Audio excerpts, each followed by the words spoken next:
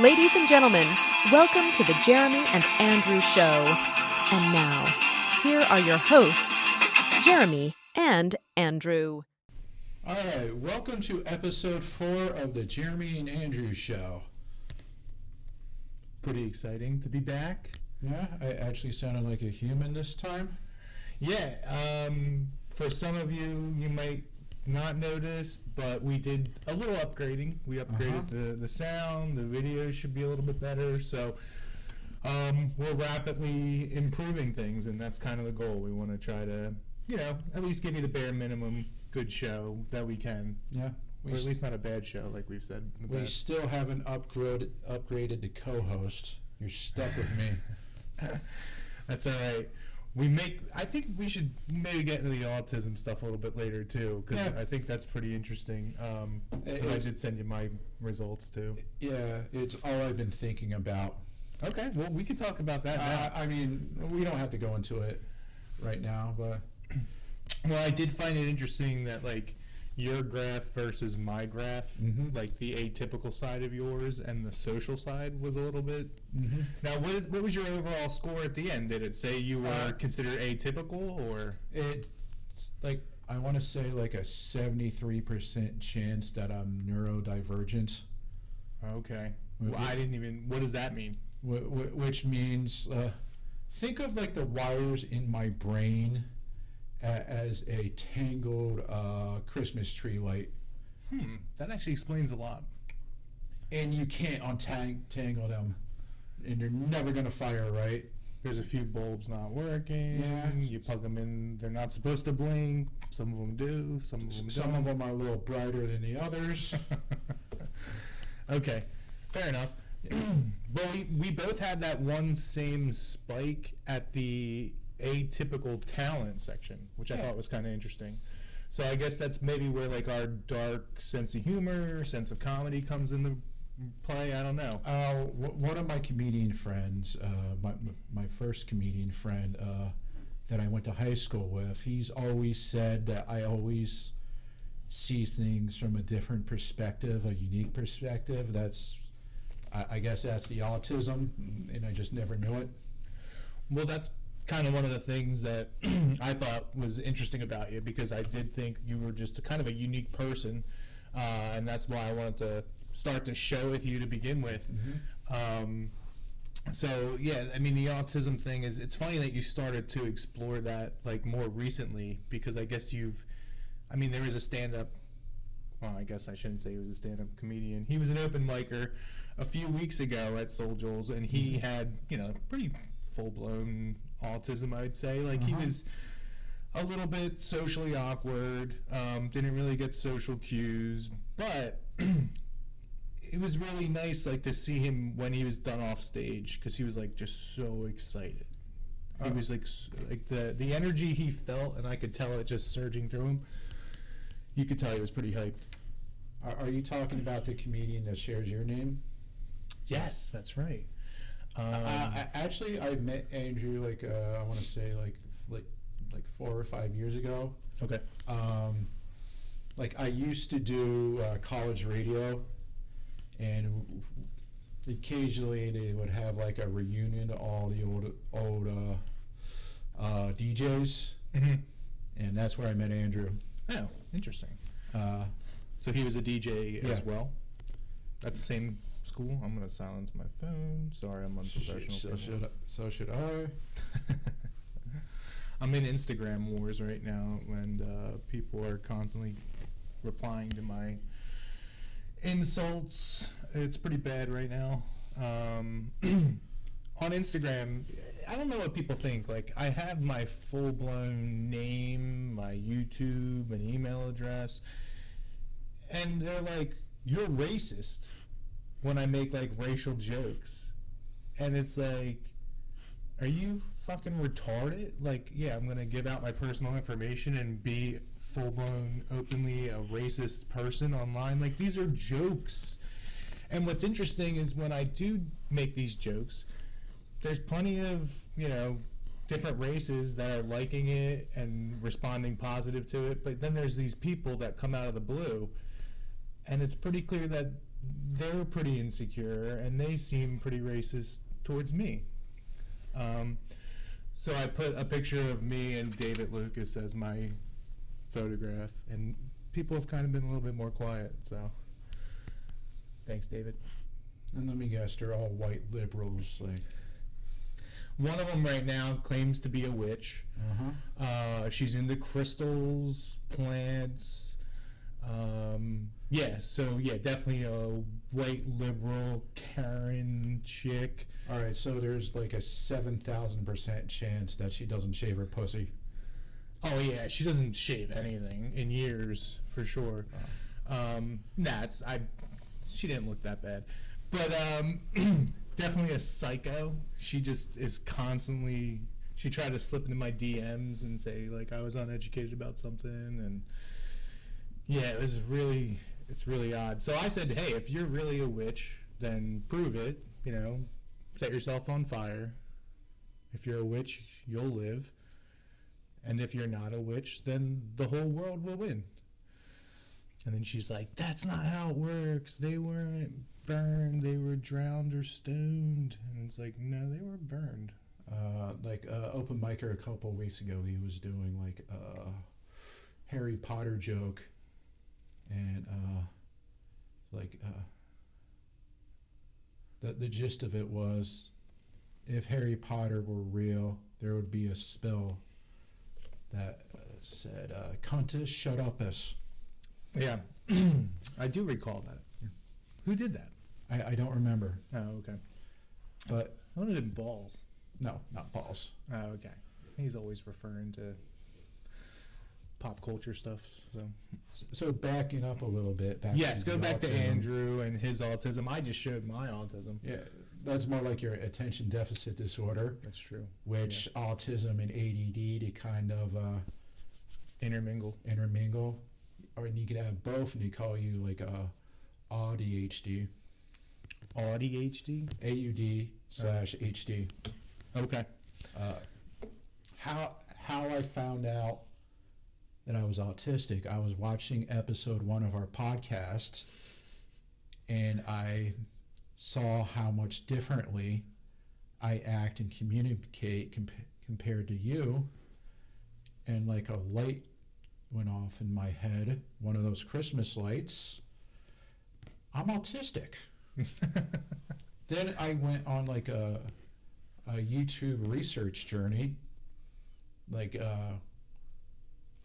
just analyzing every quirk, every awkward situation I've been in. There is not a doubt in my mind that I'm autistic. Yeah. Well, I think a lot of the other open micers echoed that sentiment too when you were kind of exploring that. So, like, nobody said, no, not you. Yeah, it wasn't like everybody says that now, or everybody thinks that. Nah, everybody was like, yeah, I can see that. Yeah, it's like I had a piece of shit on my face and nobody told me. And I've been doing comedy for like 6 years, and the piece of shit's been on my face for half a decade. That's too funny, man. Yeah, I never thought like. I mean, I guess that happens. Like you can get to this point in your life and this age where all of a sudden it kind of like dawns on you.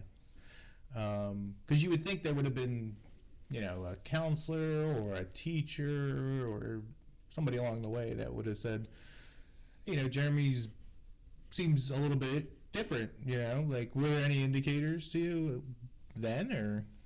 Well, teachers and like counselors, I have seen therapists before.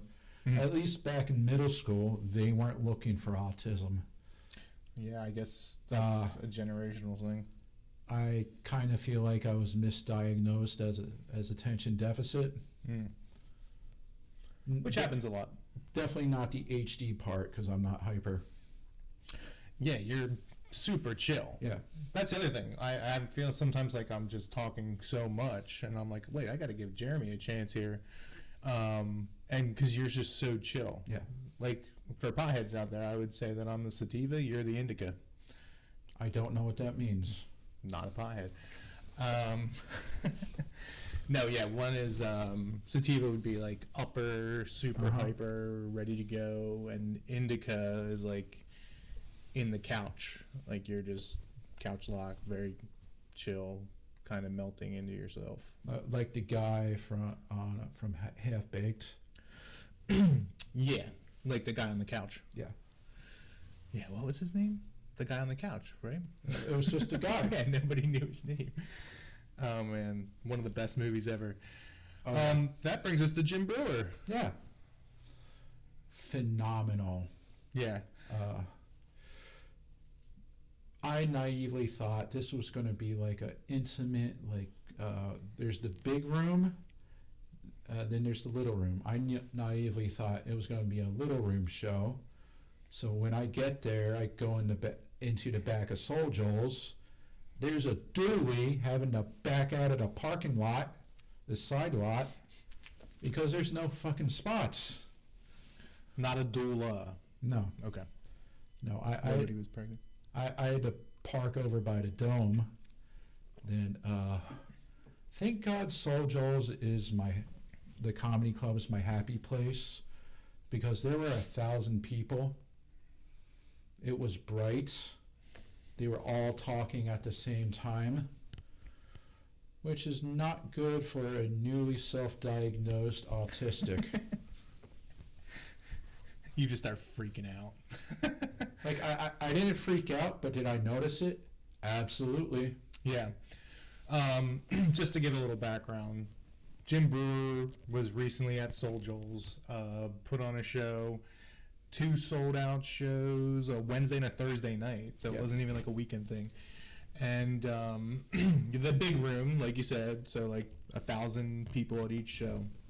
I didn't get to see it. Jeremy did go. Yeah, unfortunately I couldn't make it, but yeah, I mean, I heard nothing but great things and rave reviews, and he was shooting his special there and a documentary, so it was like really cool for you to be there. And I've seen Jim about 3 times now. Completely different, all new material. Like, he was political, but he didn't take a side. Yeah, he's been doing that more. You're starting to see that with more comedians like Rob Schneider. Jim Brewer's been on Crowder a few times, Steven Crowder. Crowder was obviously a comedian himself. Yeah. Nick DiPaolo has been, he's a regular on there now. And Brian Callen. I'm not sure that Crowder's really a comedian. Well, I mean, that's kind of how he started off. I think doing the Change My Minds is what really projected him. And when you become a meme, you're kind of, that's when you know you made it. But I just, luckily, like, how it ended up working out, so I was sat right next to another open mic comedian named Bobby Boardman. Good man, shout out. Yeah, of the Man Myth Legend podcasts. Yep, does that with his dad. It's a great mental health podcast, and they're getting more into talking about stand-up and stuff. And he has, I think he has anxiety issues. I have my issues. It's like we needed each other, and not in a gay way. You just start clinging on to one another. Figuratively. Yeah, well, you were saying you guys were kind of like riffing off of each other, and everybody else was kind of being quiet waiting for the show, or no, it was loud as shit? It was loud as shit, Yeah. No, I can only imagine some of the people like overhearing the two of you guys riffing together. They were probably like, what the fuck is going on here? 2 autistic people. Yeah. Nah, Bobby's a good dude. Yeah, he is. Super funny. And he's been doing the open mics pretty consistently now. But yeah, that podcast, check it out, ManMythpodcast, definitely a good watch. And what else can I say about Brewer? Well, the political thing, like, it seems like, the pandemic, COVID, kind of unleashed that in him, Rob Schneider. It kind of woke a lot of people up. Even Bill Maher kind of. Yeah, I was just going to mention Bill Maher. Is he still on the left? Absolutely, but oh yeah, even he sees, like, These people are out of their fucking mind. New rule. Yeah, no, I mean, he's definitely, well, it's like everybody said, even Elon Musk, it's like, I'm still a liberal person, but the left has moved so far left that now I'm, a centrist or whatever it is. Yeah. So,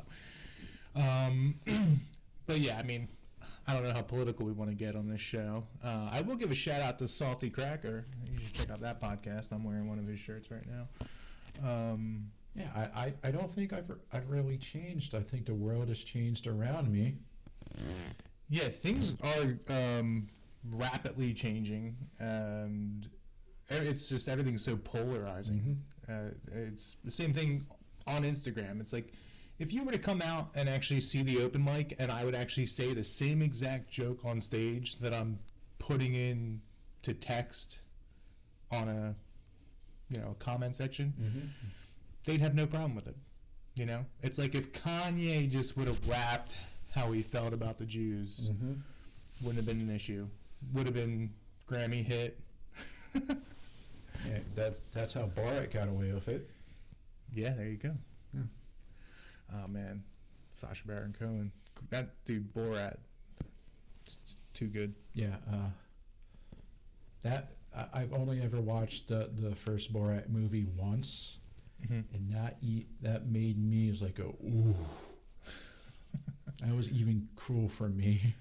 Oh, I loved it. So good. The second one's not bad either. It's pretty good. It was funny because it was happening during the pandemic. The best is when he's in that lodge with those two, random guys. It's like they're trying to live out the pandemic together. That part's pretty funny. I know one of the other things we wanted to talk about, I don't know if we want to totally switch gears, but yeah, this is like trying to change direction on the ice. Yeah. Oh, I see where.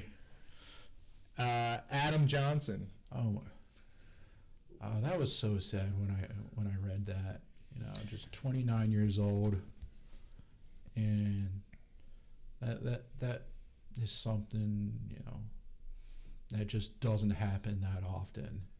I watched like the least gory version. Yeah, because I'm a pussy when it comes to blood. I would have watched the whole thing, but I don't know. I couldn't find it on YouTube. They censor all that shit these days, so I wasn't gonna look for it on E-Bomb's World or some shit.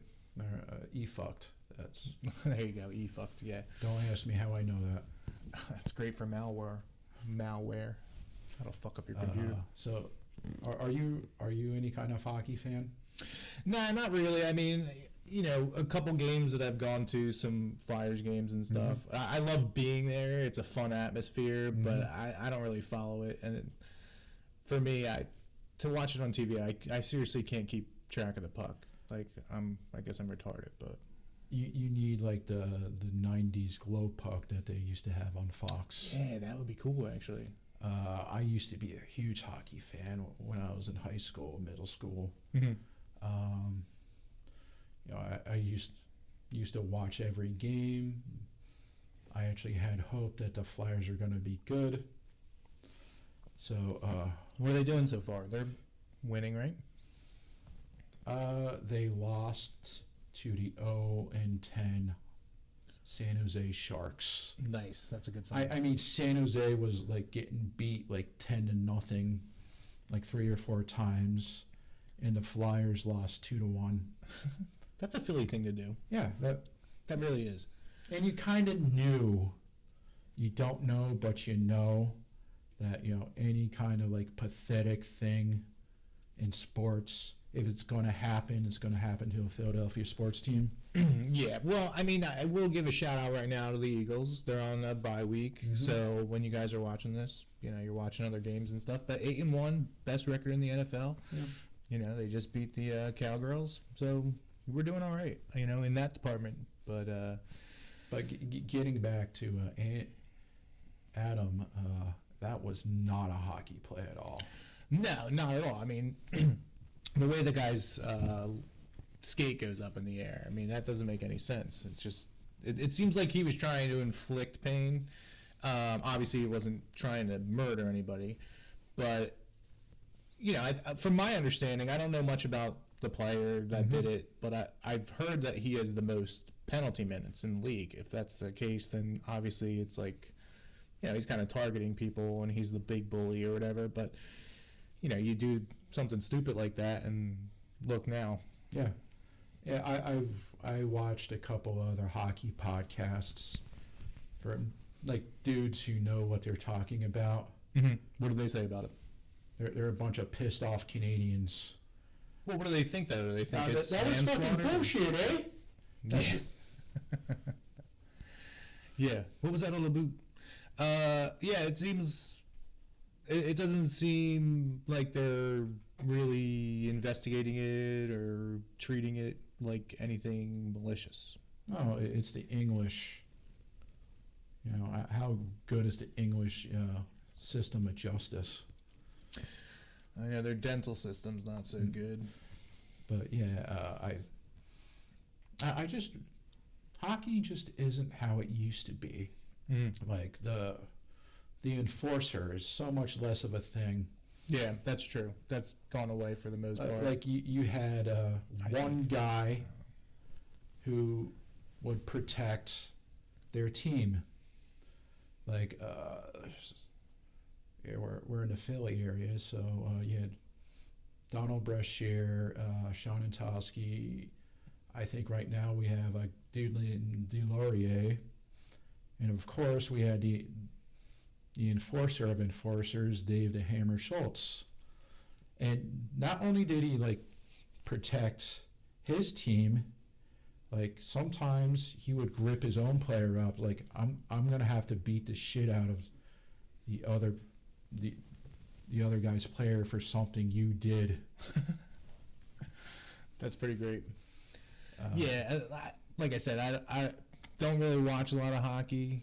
The names you're mentioning, I don't know anything about them. Yeah, I could be speaking Swahili right now. I've definitely seen some amazing clips. I think you were mentioning some hockey justice stuff. Yeah. That stuff's pretty great. Back in '96, the Flyers had a huge rivalry with the Montreal Canadiens because the Montreal Canadiens are a bunch of fruits. Those games were so much fun because everybody fought everybody. That does sound like fun. Yeah. That was the best part about a hockey video game too. I know you're not a big gamer, but anytime you're playing a hockey game, it's you just want to fight each other. Might as well just play knockout. I had the NHL '94 on the Super Nintendo, which didn't have fighting. I meant to say Fight Night Knockout. Yeah. You never played Fight Night? The boxing game? Oh my god. Unbelievable. I pretty much flunked out of my freshman year of college just playing that every day in my dorm. So pretty much the same with wrestling games. Yeah. The N64 wrestling games. When you could slam somebody through a table and Absolutely. jump off the cage. So that stuff was good. And when you had what was it? What do they call it? Object that wasn't supposed to be Foreign objects. Foreign object. There you go. I didn't want to be racist, but a foreigner object. Or sometimes they would call it international objects. There you go. Immigrant objects. But getting back to hockey justice, there was a game in 1996 where Mark Burrow absolutely decked Peter Savoda of the Flyers. Nice. The referee that game was Don Van Massenhoven. So what Don did was he gave Mark Burrow a penalty, but he didn't kick him out. And what Don said in front of the Flyers and the Canadians to Mark Burrow is, you're going to have to pay for this in your own time. Wink, wink. Yeah, so 3 more fights happen. The penalty is over to Mark Burrow. Old school, no helmet motherfucker, Craig McTavish, makes a beeline for Mark Burrow and just beats the living shit out of him. He didn't even wait for him to take his gloves off. It was just lefts and rights. Nice. There you go. That is hockey justice. Yeah. And Don Van Massenhoven knew exactly what he was doing. Yeah, of course you do. Yeah. Yeah, when you're doing that. Yeah, the referees police the game, and sometimes it's the penalties that they didn't call. Yeah, it's one of those unwritten rules, right? Yeah, it probably used to happen all the time back in the day. So Barreau and Craig McTavish both get kicked out. Craig McTavish, he was a terrible coach and even a worse GM, but a great teammate. This whole thing reminds me of Happy Gilmore when he's like a hockey player in the beginning and talks about chasing somebody with a skate and stuff. It's like that's the psycho dude that would end up actually fucking slicing somebody's throat on the ice. And I think there was like an article in the Atlantic that the player in general, I forget his name, that I think it was Mark something, the English hockey player, that all the hate towards Mark something was due to racism because the player is a black dude. No, you fucking asshole. He tried to like slice a knee or a hamstring, and he just sliced somebody's neck. Yeah, in that sense, it's a freak accident. Yeah. I mean, it is, for that to happen, for the cut to be, I guess, that deep, and for it to happen that quickly. I mean, from what I understand, he pretty much bled out within like 30 seconds or something like that. So, yeah, I mean, that's a freak accident. But yeah, he was trying to inflict some sort of damage for sure. Yeah, it's crazy. I'm gonna change gears. I know we've gone into it. I'm not gonna go too into it, but I do want to give a shout out because I talked about the simulation shit, and I know people think I'm fucking nuts, right? True Gordy. I've never seen this podcast before. This literally just popped up on my YouTube. And it's David Icke on as a guest, and I've seen David Icke a bunch of times. He's been on Rogan. He's phenomenal. So at like 45 minutes or so in that podcast, he talks about simulation theory, and he puts it out just beautifully. I mean, the way he talks about it, I'll have some converts probably. I watched that part, and I was waiting for him to say that the Beatles were in a cult. Yeah, it was getting deep there. Yeah. I'm going to have to respectfully agree to disagree with. That's fair enough. But I do think there's some people out there that will listen to that, and they'll kind of, they'll think about it. They'll not necessarily, totally change their beliefs. I mean, it's something to ponder. It's fun. It's fun to think about. But like I said last podcast, who controls the simulation? The aliens. God or the aliens? Or they're one and the same. My thought is that people curate things like that so that the world is a little bit less scary. Mm-hmm. It is fun. It actually does kind of make you feel good. It kind of releases some of the angst. I mean, it's no different than, if you're in like AA or recovery and you're saying that I have no control and I'm powerless and everything is unmanageable in my life. That's, really putting it into the creator or the simulation's hands or God's hands and admitting that, hey, it's all in God's plan. It's a whole lot less scary than what I perceive as the truth, that there is no simulation, that we created this, humanity, people created what we're going through right now. Mm-hmm. Well, yeah, I mean, there's always been good and evil in the world. Is it any worse now than when you would have gotten your hand chopped off for stealing a turnip from the king? Or, they throw you into a gigantic arena and have you fight to the death? No, I have my hand, and I've stolen turnips before. There you go. No. Turnips are gross. I don't eat them. Turn down for what? Turn up for what? I think the simulation theory is just something to like comfort people.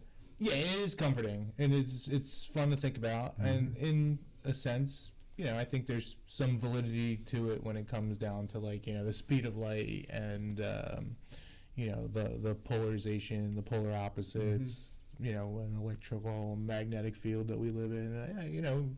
There's a lot of technology around us, right? So yeah, that's some L. Ron Hubbard shit right there. I guess it is. Can you hold these cans? Okay. I don't know. I just pulled that out of my ass. He's a Scientologist. Yeah, they have you hold on to the fucking... I don't know any details about Scientology. It just sounded right. Did you ever see that South Park episode? When they talk about it, they say this is what Scientologists believe, and they talk about, the aliens and everything. I'm sure I have. I just don't remember. It's really funny. I mean, the guy did write science fiction novels or whatever for a long time, and that's pretty much what the religion is. So, and I think the basis of my skepticism of the simulation theory is I'm a skeptic and an atheist. Okay. Agnostic or atheist? They're different. I go back and forth between not believing in God and angry at God. Mm-hmm. I don't know what that would put me. Yeah, I mean, if you don't believe in God, then you can't necessarily be angry with God. So I think that puts you autistic. Yeah. To bring it full circle. There is some weird stuff that happened that people aren't talking about, and I thought we might want to bring it up. Okay. Did you hear the story? There was a person that went into an amusement park, and they had like guns and bombs and all this stuff, and they basically like wrote on the wall like "I'm not a killer" and killed themselves. Yeah, I did like see one story about that. Yeah, like one story. Yeah. What I mean, that makes me think of Black Mirror. Mm-hmm. Which I don't know if you've ever seen Black Mirror on Netflix, but it's pretty much like a modern day Twilight Zone. Yeah. Each episode's different, and I think they stopped it because like basically stuff was coming true, it was happening. Did you ever see it? Black Mirror? Familiar? Like a few episodes, but I'm not super familiar. I don't watch much. Yeah, well, you're busy as shit right now. So, and I got into Black Mirror a while ago when it was first out, but that is something that you should check out and circle back. It's pretty intense. And if you get a bad episode, just skip it, go to the next one because there's a good one right around the corner. So what's the conspiracy? Is there any kind of conspiracy theory about this dude or? Well, I just think it's odd. I think it's an MK Ultra ultimately sort of a thing. I think. And the southern border's wide open, so we're bringing in sleeper cells, and there's shit going on. But I think ultimately this was probably one of those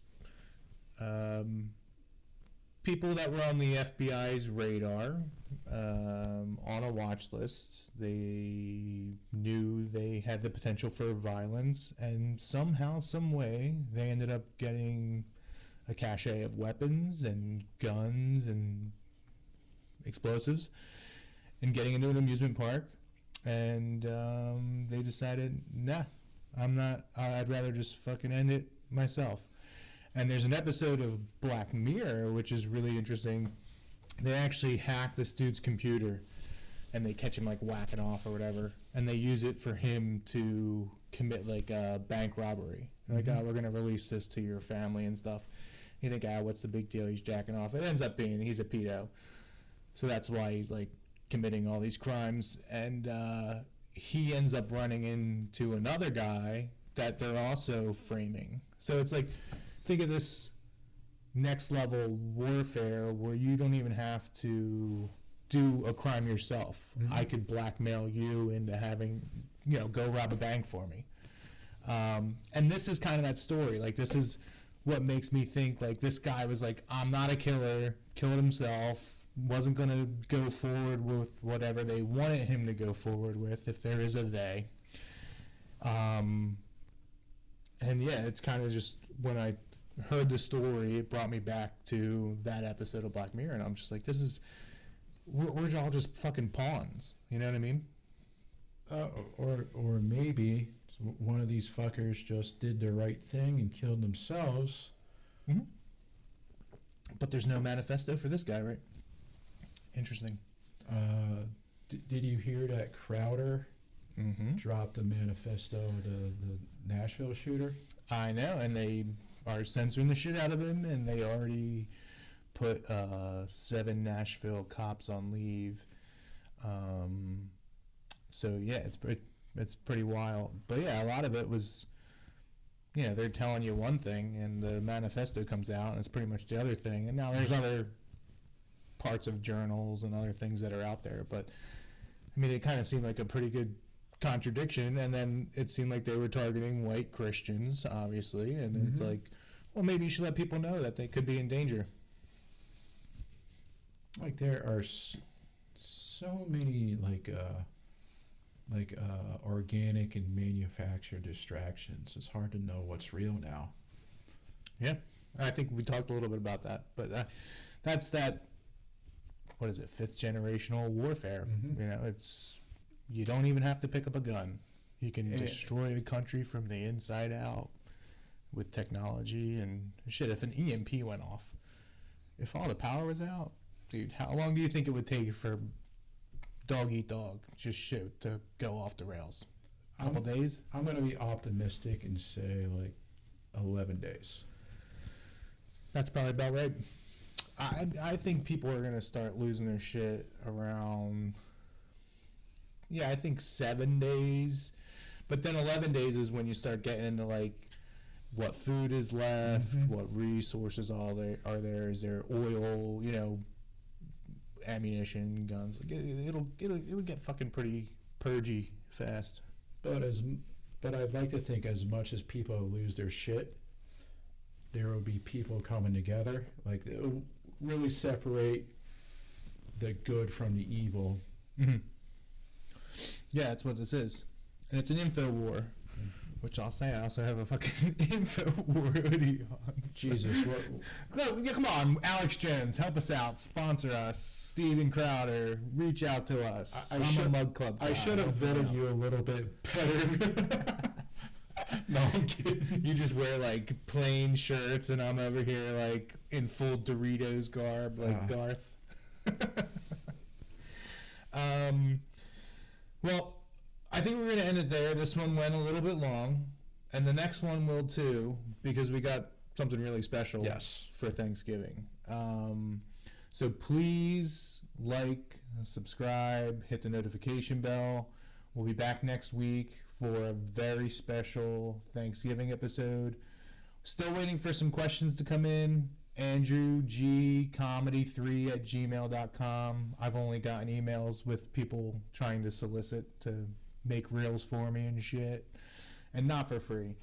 And then check me out, Andrew G Comedy, on YouTube and Instagram, and you'll probably see me in the comment section. People getting mad at me. And look me up on all my socials, Jeremy Hubsher, Hubsher. Love you guys. Bye.